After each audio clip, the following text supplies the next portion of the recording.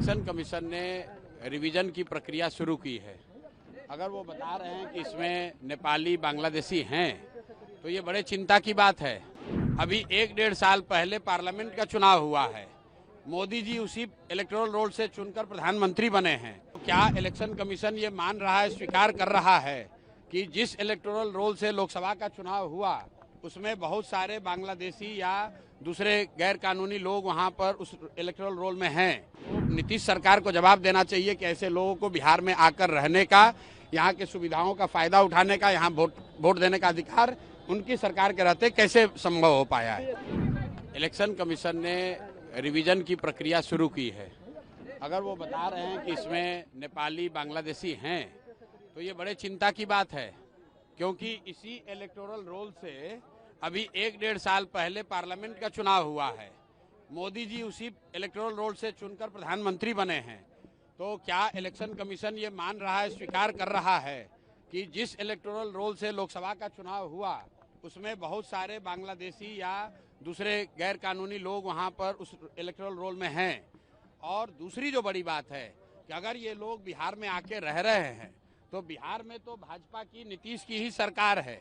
ये लोग कैसे रह रहे हैं, पुलिस प्रशासन क्या कर रहा है, ये भी चिंता का बात है। और कहीं ना कहीं नीतीश सरकार को जवाब देना चाहिए कि इतने लोग, जो इलेक्शन कमीशन कह रहा है, सरकार की संस्था कह रही है, सरकार की संवैधानिक संस्था कह रही है कि बहुत सारे नेपाली बांग्लादेशी यहाँ पर आके रह रहे हैं और उन्होंने इलेक्टोरल रोल में बजाता अपना नाम लिखवाया है।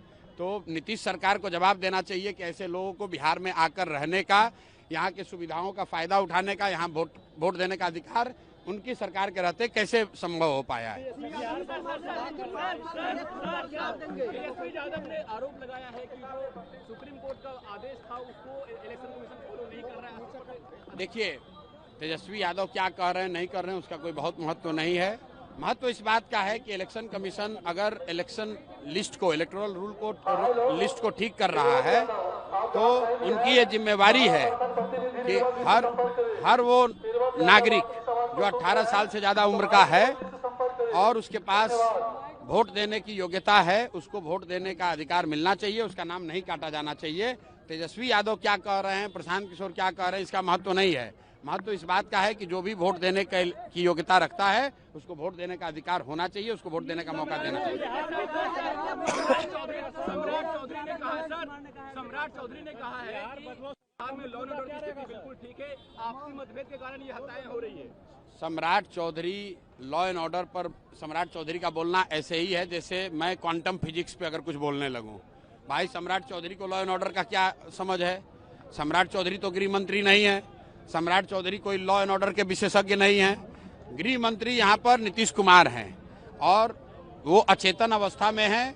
उनकी बुद्धि और उनका मानसिक और शारीरिक स्थिति ऐसा नहीं है कि उनको पता चले। सरकार का इकबाल खत्म हो गया है, जिसको जो मन आ रहा है वो कर रहा है। पूरे सरकार को 3-4 अधिकारी और 4-5 उगाही मंत्री चला रहे हैं, इसीलिए पूरे बिहार में ये दुर्दशा की स्थिति है।